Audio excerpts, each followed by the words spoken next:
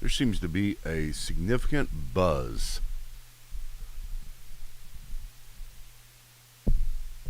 I mean, really significant.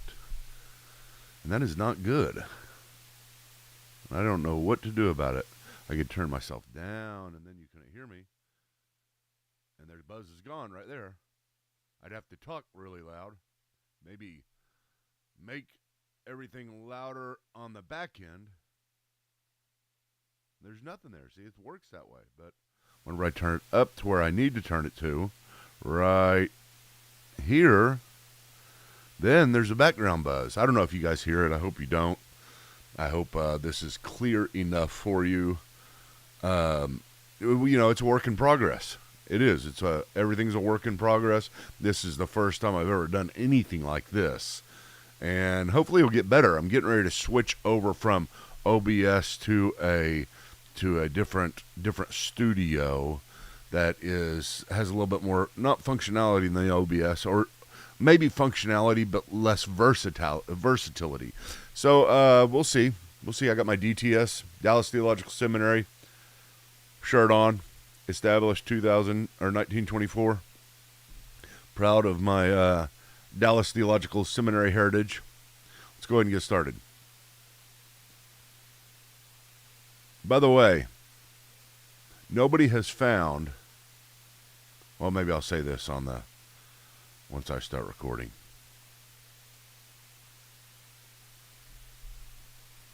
Welcome to Theology Unplugged. I'm Michael Patton, and this is our 23rd session of Through Theology in a Year.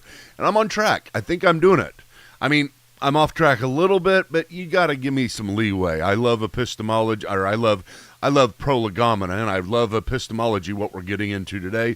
So I spend a little bit more time on it. I might be able to speed things up once we get to, I don't know which class I'd speed it up in, because I love them all. Every area of theology, there's so much to talk about. But I'm going to try. Like I said, we're trying to get through this in 1 year. I've got it mapped out in my head. I'm a little bit behind, maybe about 10 sessions behind out of 23, but hey, that's better than I thought it would be. I'm glad you all are here. I hope you all are subscribing from wherever you're at. I hope you are commenting from wherever you are at, because I need that. I need you to comment. I need you to say something. I need you to rate it, because that gets the algorithm going. The more comments we have, the more discussion we have, the more it gets spread. I need you guys to share it. If you would, share this. That would be wonderful. Share this with a friend. Tell people that we're going through this. While I tell everybody, if you've just come, and this is the 23rd session, and this is your first time here, while I do tell everybody, I'd love for you to go back to the beginning and start at the beginning, go all the way through. Okay, catch up with us, or, just go at your own pace, whatever it takes. I would love for that, but at the same time, every one of these sessions is somewhat independent. At least as I teach it here. Whenever I'm teaching the theology program, again, this is what this entire thing is based on. It's called the theology program. It's 60 sessions of systematic theology. There's a class with 10 sessions for each.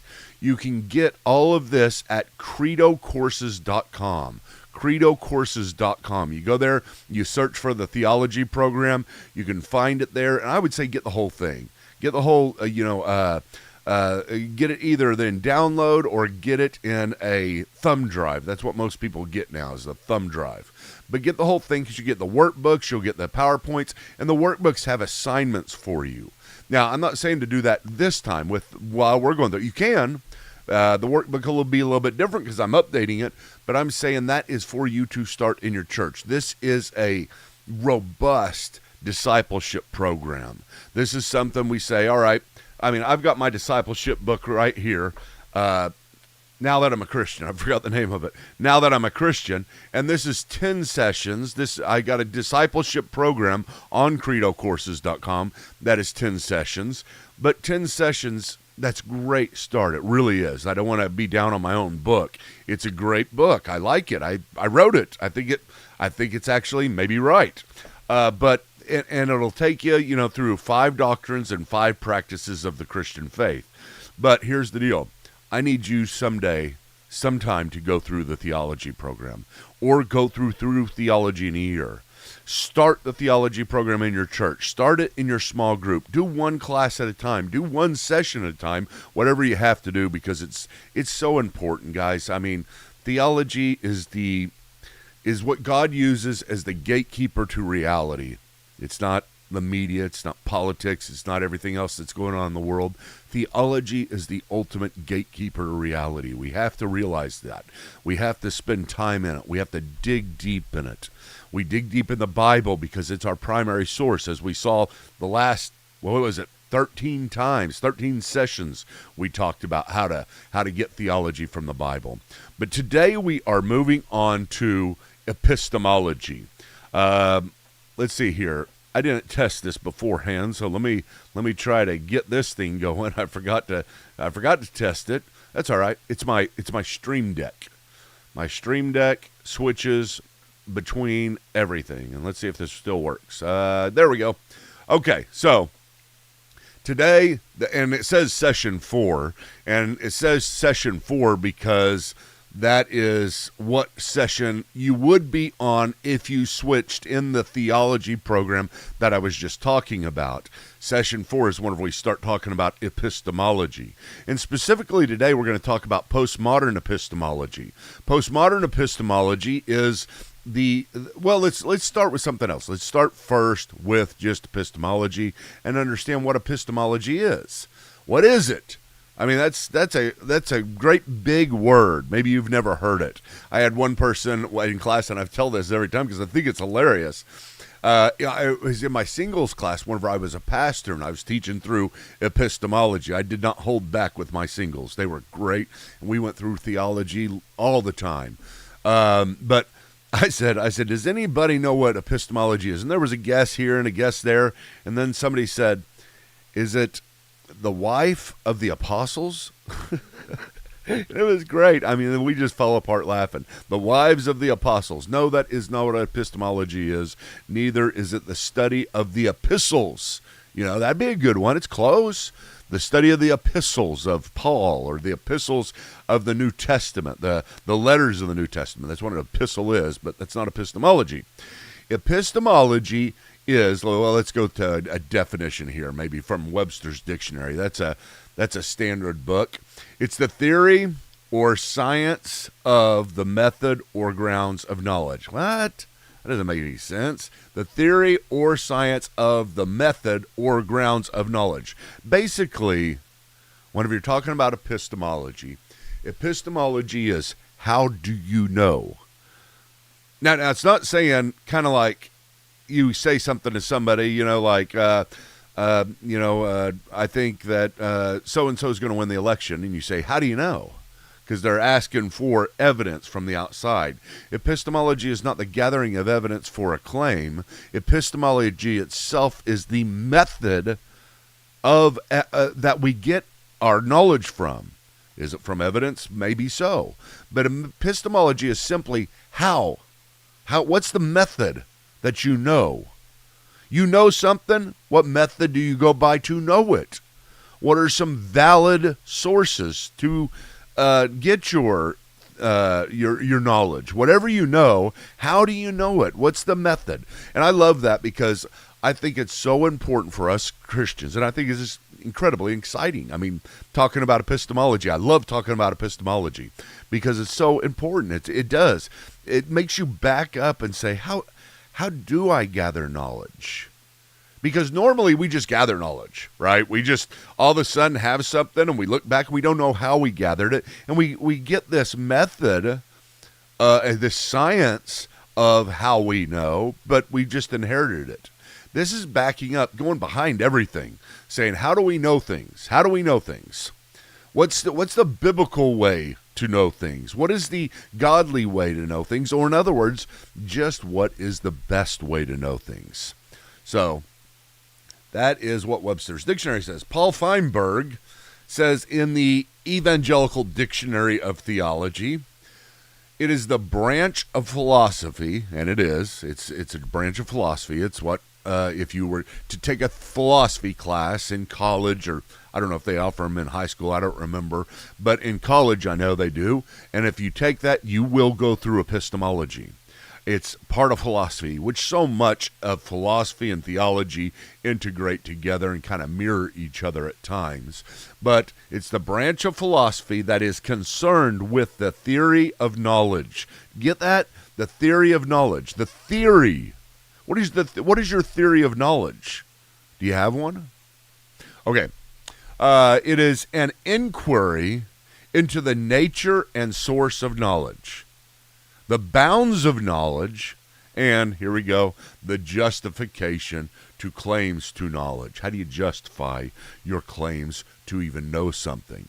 So we do apologetics sometimes, right? We call another fancy word, apologetics. Apologetics is whenever we are defending the faith and the Christian faith.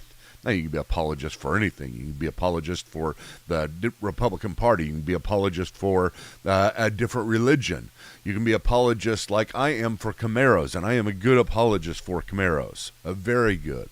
And I'm a good apologist for you too. Not as good as I used to be, because Bono's kind of gone off the deep end sometimes here and there, but I still love the guy and I could still defend him. Now, it's not apologetics. Epistemology is not apologetics, but it's the method by which you do apologetics. You see what I'm saying? Okay, well, we're going to get into it. You'll see. I promise you'll see.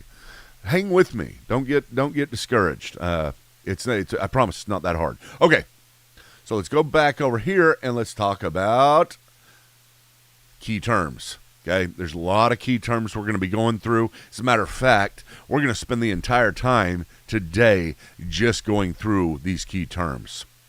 And I know that this is called postmodern epistemology, and I have yet to define postmodern. Some of you may know what that is. See, I'm throwing out all kinds of big words. You wait. There's some really big words coming in just a minute. Epistemology is maybe, second or third on the list of how big words we're going to be learning. But stick with me. I promise. Just stick with me. I'll keep it slow. This is important. We're not just learning big words to learn big words. It's because they're foundational to our knowledge and God and our following of Him and our knowledge of Him, the excitement that comes with theology and knowing Him. So hang with me. Key terms. All right, let's go to the first one here, and it is relativism. You probably have heard of relativism. Whenever somebody says it's all relative.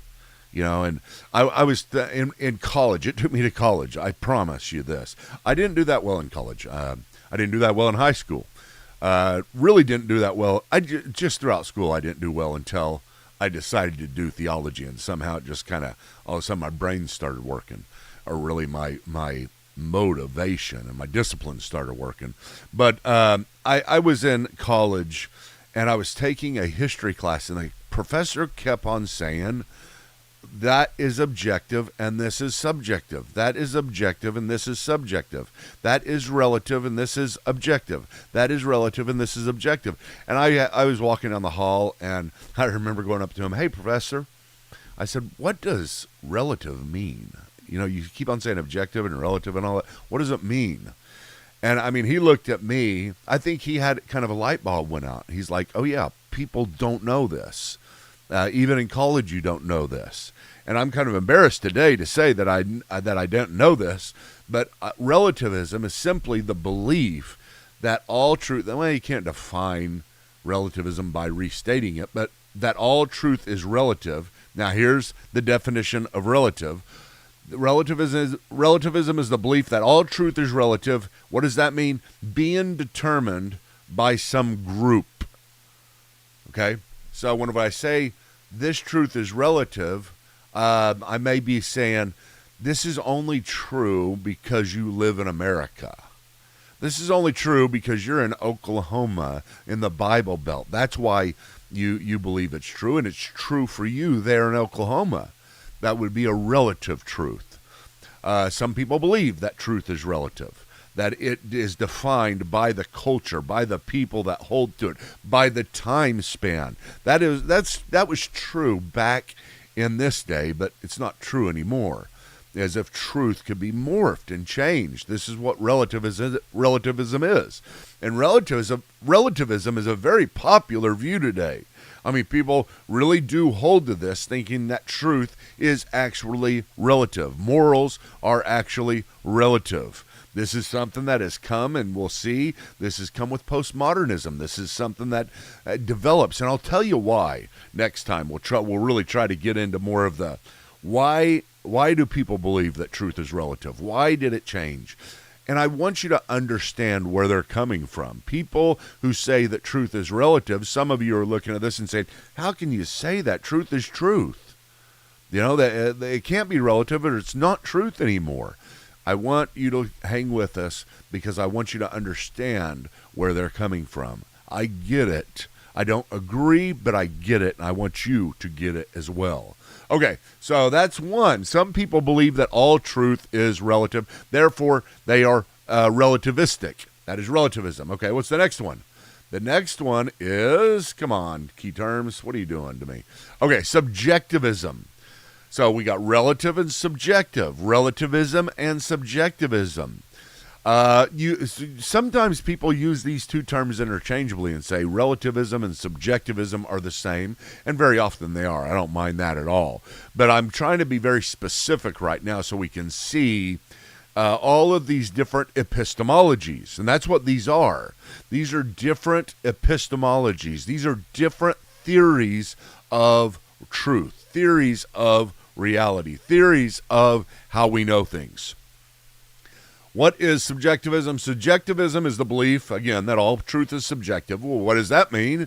That is that truth is subjective, being defined by the perspective of some, not group, remember beforehand, some group, some culture. Now it is the individual. So subjective, think of it this way. You're a subject. You are the subject here. And if you are the subject, then you are an individual, and so it is subjectivism based upon your own individual thoughts. So basically, this is kind of like relativism. Like I said, sometimes it's used interchangeably, but this one says truth is defined by you. Your truth is your truth. My truth is my truth. You've probably heard something like that. You may have even thought something like that. This is subjectivism basically says, you know what? You believe what you believe because your individual experience, because your individual personality, because of that happened to you whenever you were young. So that is true for you. I get it. That type of thing. That's what subjectivism is. Truth is identified by the individual. So therefore it is made with, it is created. It has its genesis. Ex nihilo, out of nothing it comes because of your experience. So that is subjectivism.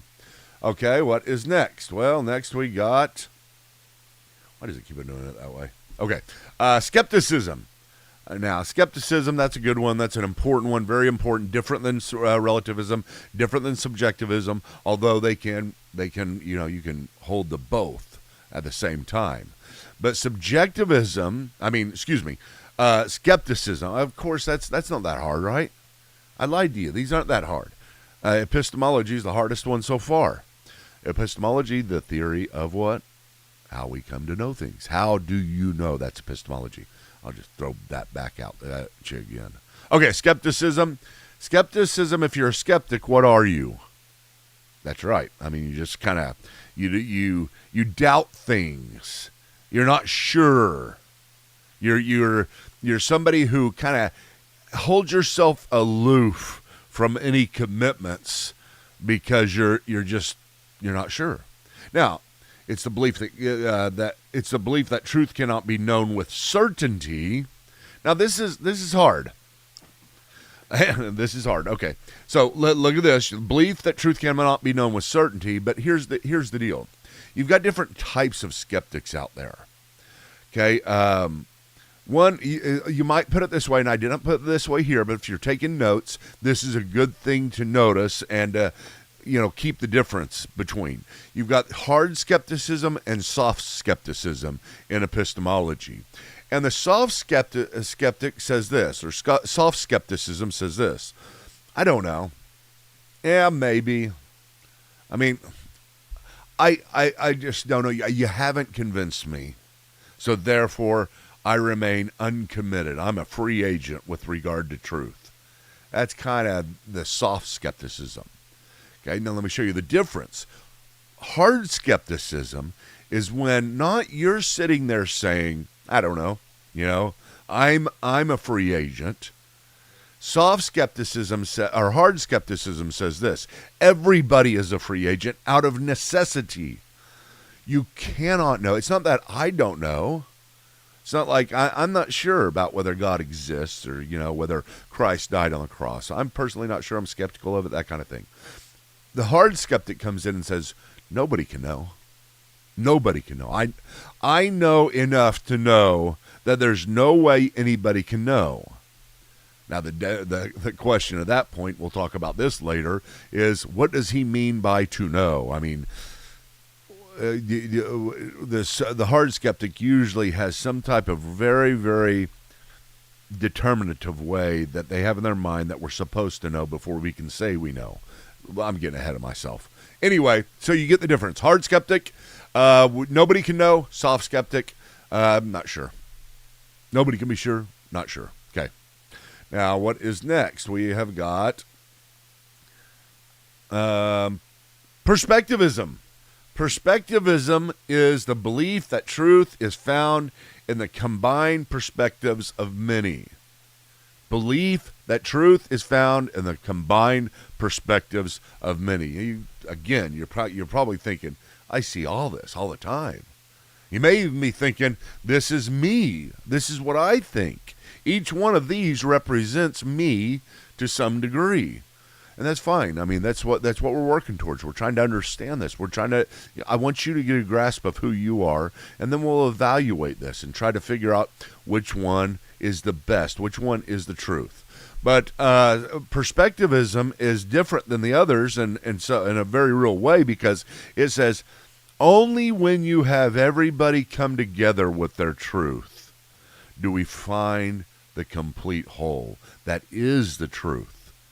So it's this mixture, you got to have cake batter, and you're putting together flour and sugar and vanilla and everything. It's only whenever it all comes together that it's truth. So everybody has an ingredient to truth, but nobody has the only ingredient. Everybody is needed. Now, again, like I said, you might see saying, man, that's true, Michael. I mean, that seems right. I mean, this is true in a lot of cases. You got, if you're married, you got your husband and your wife, and normally whenever you guys come together and you see each other's perspective in whatever issue, controversy, or decision you're making, the best is that combined perspective that makes the decision. The woman and the female and the male, the personalities, the ways in which they think. Now, perspectivism says, well, let's take it this way. You've got the Muslims believing something. You got the Christians believing something. You got the Hindus believing something. And all of them are kind of true, All of them are true to some degree. And it's kind of like, it's not necessarily so much all roads lead to Rome, but it's all roads combined lead to Rome. That's the idea here. Even in Christianity, some people will be this. Maybe you're a perspectivist whenever it comes to Christianity, which does make sense to me. And a perspectivist within Christianity. I'm sorry for all these hard words. Listen, if this is your first time, again, we don't usually go through this many words, but we are today. Just hang with me. Try to learn them. Write them down. Take a picture of this slide right here. And once you take a picture, make sure that you just sit down with it and get these down. I promise it will benefit you. But even within Christianity, you kind of have this. You got the Eastern Church, Eastern Orthodox. You got the Western Church, the Protestants and the Roman Catholics. And you say, well, you know what? They do better whenever we see everybody's perspective. Because the Eastern Church has their perspective, which we'll talk about later, of mystery, and the Western Church has their perspective of revelation and knowledge. and we need both, that kind of thing. You see what I'm saying? Baptists, Presbyterians, we get us all together. And maybe some things are absolute contradictions, but a lot of things aren't. They're just ways of looking at it. So you're all looking at the same thing, just in different ways. That's perspectivism. And then we have pragmatism.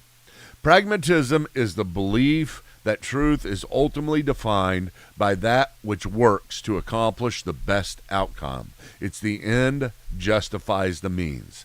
Pragmatism. If you're pragmatic, you're very thoughtful in the end. You want to accomplish something, and so whatever means you have to use to get to accomplish that thing. Let's say it's a very good thing.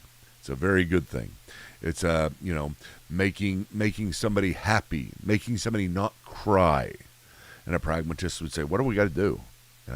I can't live with somebody that I'm friends with, I'm responsible for, or whatever else. I can't live with them being sad. So let's do whatever we have to do. The pragmatist will set a goal, set an end goal, and they do whatever they can. And it's usually a good end goal. It's not like a bad end goal, although it can be a bad end goal. But we're trying to understand this from the perspective of a Christian. How does a Christian look at each one of these things? Well, aren't we pragmatists to some degree too as Christians? Isn't it easy to be a pragmatist as a Christian? Isn't it easy to set a big, lofty goal of, say, I want this person to become a believer in Jesus Christ.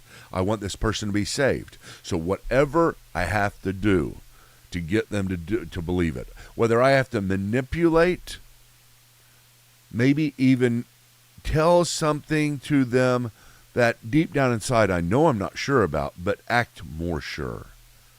Well, I'll tell them, I think this miracle happened to me.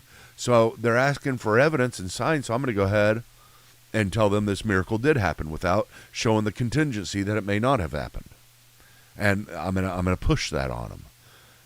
Why? Because I want them to be saved. It's a good thing. No matter what, it's a good thing. In the end, as long as they have the greatest thing in the world, which is trusting in Christ, there's nothing greater. Therefore, whatever we have to do to get there. You can understand all these, right? Seriously, we can understand every single one. They all make sense to us. They're all options, and they're all very active options in the church today. People follow one, two, or all of these different ones. And the question is, what is it? None of those sound. None of the ones so far, right? Let me get back to it here. None of these so far seem particularly Christian, right? It's like, yeah, which one's the Christian one? Maybe it's a combined perspective of all these, mega perspectivism. How do we approach truth? We understand all of these to some degree. We get it. We understand why people hold to this, each one of these, but we're not sure which one is the Christian way of looking at things. Well, let me bring up one more. You probably know where I'm going with this. You should know where I'm going with this. If you don't, that's okay. Don't worry. You're learning this like I was with my teacher, walking down the hall and had no clue what any of these terms meant. Did not know objectivism either, which is the next term, objectivism. Objectivism is an epistemology, a way of knowing things, a how do you know, a theory of knowledge. Objectivism says objectivism is the belief that truth, which is the subject of what we're talking about, is an objective reality. Now, what is that? What is an objective reality? Because I keep on reusing the word in order to explain the word. Well, every time I'm trying to explain it further right afterwards. It's an objective reality that exists whether someone believes it or not. Okay, what is truth? What is truth to you? Well, objectivism would say truth is something that is out there. You see, that's the big difference. It is out there. And every single one of these other ones, it's in here, in me, in this community, in the purpose that we build. It is something that is tied inherently to something else. Objectivists are the only ones who would come in and say, no, truth is not tied to anything.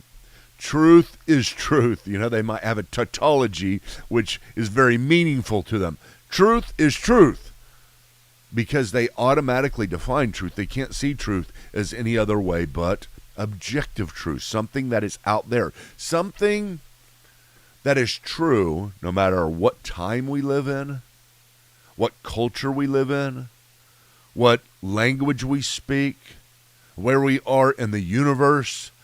And if you want to go to the multiverse, wherever we are in the multiverse, truth is something that is not defined by me. It is something that is discovered by me. That's what an objectivist is. Now, we ask the question, which one of these best describes our culture today? Think about it. Which one of these do you think best describes 2024? Now, I've just dated this video too much. Could you see me whenever I first did this? I kid you not, though. I kid you not. Everything that I'm teaching right now, I was teaching back in the early 2000s. And I found no reason. I changed a lot of the other stuff just because I had better illustrations and I thought through some things in my mind. But this, it's the exact same. It's the exact same. The relevance, if anything, has become more relevant. Because whenever I was teaching this back in 2001, people were just, their lights were going off in their head. And they were saying, oh yeah, every single one of these, I'm starting to see this in our culture. Now today, whenever we look at this, it's like, there's nothing else. I mean, those first five are represented everywhere we go. And that is one of the things that makes what our faith is absolutely dependent, not on one of those first five, not on something that is tied to something else, but something that is tied to something out there, something that is not tied to our mind, our being, our purpose. It is something that is tied to something beyond us. And we would call this, man, I'm throwing a lot of words out here, okay? But listen, we would call this a transcendent truth. Transcendence simply means it's truth beyond time, space, matter. It's always true. It's like the number 2. It's like mathematics. 2 plus 2 equals 4. Well, where does it equal 4? That may be where the relativist comes in. For the objectivist, to who does it equal 4? The skeptic would say, yeah, I'm not sure. You know, it could equal 4, but who knows? We may have gotten each 2 wrong. We may be defining them wrong, or they just may be wrong. The perspectivist says, yeah, 2 plus 2 equals 4 for us, but it's not probably the best way to go about it. We need to see what it is for everybody else and kind of combine those and see what happens, because I think it's the perspective of many. The pragmatist says, well, if it works, 2 plus 2 equals 4. If it accomplishes whatever formula you're trying to put together, and if in the end it works, then good. 2 plus 2 does equal 4. You see, every one of those is tied to something else. Whenever we say objectivists, whenever we look at objectivists, we say it is tied to transcendence. Now, while I'm trying to build things slowly, while I'm not trying to assume very much, right now I'm trying not even to assume the existence of truth. But right now, if we're going to call something truth, don't you think it has to be not tied to any of us, not tied to our purpose? Otherwise, it's not really truth. Okay, you may define it that way some, but then at least you have to come to the conclusion there is something beyond us. There is something to discover. There is something that is out there, transcendent to us, that we have to do everything we can to acquire. And it's the same for everybody. That's objectivism. Now, which one of these is true for our culture today? I think all of them are true for our culture today, including number 6. There are plenty of objectivists, and you can get people to admit to objectivity whenever you push them hard enough. But generally speaking, every single one of these are represented, and the first 5 are represented way, way, way too much. Okay, let's see here. And of course, we asked the question, which one of these is true? And of course, isn't that a funny question? Which one is true? What? Depends on who you are. Whenever you're asking this, which one is true? I mean, all of them are true, or just the one you believe is true, or the one that works is true. No. That's the hard thing about this, because you're always defining whatever it is you're defining by its own definition. So we start with this. We are in search of something. We agree in some ways. We'll talk about this later, but we agree in some ways there are relative truths. There are subjective truths. What's your favorite color? Oh, blue? Mine's green. Which one's true? You see, I mean, it's what is the best music and who produces it? Well, the best music is rock, and Bono produces it. Bono and U2. I know that. I think it's an objective fact. But you disagree with me, so I guess I have to admit maybe it's subjective, but I'm not sure about that one. Camaros, that is objective. That's different. You can't beat Camaros. It's the greatest muscle car on the planet. So that's one of the objective ones. But if you're arguing between, Challengers and Mustangs, that's subjective. Come on. Okay, so you get where we're going with this. You get where we're going. You see the relevance of this. Do you see how important this is for us to work through this? And really, I mean, we're going to see the big picture. I'm going to tell you how. Next time I'm going to talk about how did we get here? Because it doesn't seem like whenever you look back 20, 30, well, maybe 20, whenever you look back 50 years ago, people were like this. Yeah, you would see outliers of subjectivists, but most people kind of agreed, and they were in a search for the same thing. Where did everything get so muddled? When did it get so muddled? Why did it get so muddled? Why is epistemology such an important subject today? Because it's so messed up. Whenever you ask, what is true? But this is what we're asking now. This is the first thing we have to ask. This is prolegomena, the thing you have to do beforehand. This is the prologue to the book of theology. Prolegomena. That's what we're in. That's what Introduction to Theology is called. It is also called prolegomena. That is why we spend so much time in the prologue of this particular book. And this is part of it. We're setting all the ground rules. There's rules of engagement for theology, and we're trying to figure them out. And I thank you guys for figuring them out with me, working through this with me, sticking around, hanging out. I love it. I love you guys. It's great. Pray for me today. I'm getting ready to do my mother's funeral today, which is going to be a very hard thing. Every time I've practiced, I have broken down. You remember whenever I broke down the other day? I'm going to break down now. I just felt it. I can't talk about it. I don't know how I'm going to do this funeral. I really don't. So please do pray for me. I mean, it's like, I practiced it with my son. I fell apart, couldn't get through it. And then I sat here and practiced it by myself at 6 a.m, just in my mind, kind of reading it out loud in my mind. And I fell apart, started crying.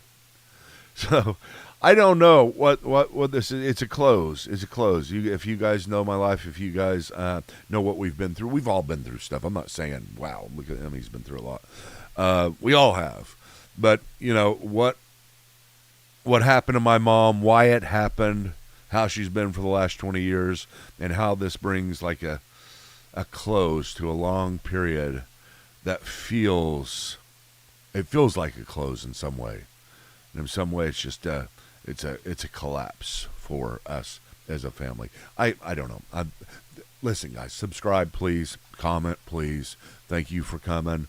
Don't forget, I mean, if you can, okay? Become that doesn't work. If you can, become a patron. That's how I support myself. That's how this works. That's the reason why I can do this. That's how I get all my pay. I mean, I know I also get some from a couple of I'm always just preaching for food. We'll preach for food type thing. But it's the primary way. And it's the primary way I need you guys to contribute and to contribute to this vision. There's my German Shepherd in the background, just in case you were looking. I know it's distracting. I should not have let him in, but he's awesome. Ollie, you've probably seen him in Camaro Theologian on YouTube because I used to have him in the back seat. Anyway, that's the primary way in which I get support is through Patreon. How you do that is you go to patreon.com, Patreon, patreon.com/C. Michael Patton. Just about everything I do is C. Michael Patton, whether it's Facebook, Twitter, Instagram, I don't know, Discord. No, not Discord. There's some new one I'm doing now that I don't know. Everything's C. Michael Patton because nobody else is C. Michael Patton. There is Mike Patton, who is the lead singer of Faith No More, which really stinks. So whenever you search for Michael Patton, Faith No More, it looks like I'm a rock singer, and not even a good rock singer. We had one song. But anyway, please go there, support at any level. I'd love for you to become, a charter supporter, somebody that, it just depends on how you want to support, what you want to see happen. I've got a big vision, I really do. And I want you to join me, partner with me on this vision. Thank you guys for just watching. You don't have to join it. You can go there and subscribe for free at Patreon. Or you can go to Credo Ministries, CREDO Ministries.org, credoministries.org, and you can donate. That's the place where you do your tax-deductible donations. All right, you all, thank you for sticking around. You have been great. Hopefully you have enjoyed epistemology, enjoyed all these words we learned. Big words, lots of words. So keep around. Let me stop here just for a second because I got a few questions here. At least let me answer this one from Eric because Eric has been asking to ask questions for a long time. So Eric asked this question: how do we understand the relationship between natural laws and divine laws? That is such a good question, an incredible question. I'm going to answer it, even though we're gonna build to that, but I'm going to answer it real quick and leave you at it without a justification. Natural laws are built into divine laws. There is not a distinguishing thing. You can't distinguish between natural laws and divine laws. And when you talk about natural laws, you're talking about laws of the way in which nature works. Why does nature work the way it does? Is there a separate set of laws for that and then a separate set of laws somewhere else? I would say that all laws that are laws, truths that are truths, mathematics that is mathematics, anything like that, logic, whenever it comes down to logic, that is built in to God, or it only exists because it exists within the nature of God, the oneness of God, the simplicity of God. And in other words, I would say God is logic. God is math. God is all of these things because they are part of who he is. Therefore, he doesn't decide. He doesn't come in and say, I wonder what truths I should create down there. He, at least with this regard to this, he says, I'm going to share of myself with the world. And as he shares of himself in so many ways, we're created in his image, and the great things that he has given to us here on the earth, there's so much of it. Funerals aren't great, but life is. And so many things he shares, those are part of who he is. And I'd say the natural laws are part of God. That's the reason why they exist, and that's how they distinguish. I hope that was helpful for you, Eric. I know you've been wanting to ask a question for a while. All right, guys, listen. Once again, thank you for sticking around. Pretty soon here, the more people we get in all of these rooms, I've got an agglomeration over here. I think I can see your text. I don't know. At least I can see Eric's right now. And it looks like he's coming from YouTube. You can catch me on YouTube. Yeah, that's good thought. You can catch me on YouTube. If you've been sitting here and you've been listening to this on Spotify, if you've been listening to this on iTunes or wherever you get, Google Play, you can watch it on YouTube because I am videoing this and there are slides, but you don't have to. I try to explain everything well enough. Wherever you're coming from, we've got lots of different ways, but this should be up in no time. It only takes me about an hour after this is done now to get it up to YouTube, and then a little bit more time to get it up to Spotify and everything else. But guys, once again, thank you for coming. Soon we will do more discussion, more after class discussion. We'll actually go somewhere else to have our after class discussion while I leave this on in the background. So the live will still be going, and then we're going over to the Discord, and we're going to discuss there. So that way you can come over to the Discord if you're a member of Patreon, or you can sit here and watch it. Sit here and watch our discussion. All right, that's enough for today, guys. I got to get this funeral. Thanks for watching. Please pray for me. Pray that I get through this well, like Braveheart. Pray that he says, pray that I die well. I just want to get through this well. I don't know what God has planned for me as I do this funeral. It's a lot harder than doing my sister's funeral was. I don't know why. It's less tragic, but harder. But anyway,